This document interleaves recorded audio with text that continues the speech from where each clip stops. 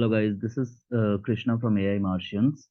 Today I got a problem from one of my student. He is getting problem with input function in Python. Let's see how can we solve this. So let's go to IDLE section where we'll launch our Python shell. And from Python shell we will go to file and new file section to open our editor. Now I just want to put a variable there, a equals to input, where I will put enter your first number, and the second variable is input, enter your second number. Now when a user will run this code, he will get two input box in the console where he has to put two values. The first one, let's say 2, and the second one is 3.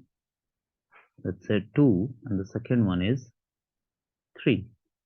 So what we have to do, simply I want to add these two values and want to get the output on the screen. So let's see after running this code. So it's simply asking me to save the resource. First, I am saving it into Python 1.py. Let's save it, and once I'll save it, it will be asking me for first number is 2 and the second number is 3. It will give me 23. So it's simply showing me 23, which is a string. It is like concatenation process happens, but I don't need concatenation. I need the summation of these two values, that is 2 and 3. How can I get this? So again, we have to go to this editor where I have to typecast this input function. I will simply put int,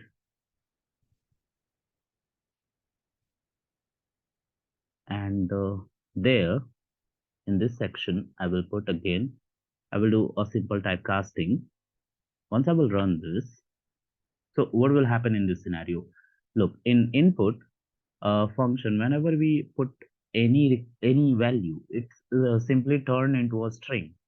So we have to typecast that string into integer. And for doing that thing, what we have to do, we have to simply put it into a int function, which is a typecasting function, which simply convert integer value, which is in the form of a string, into a integer.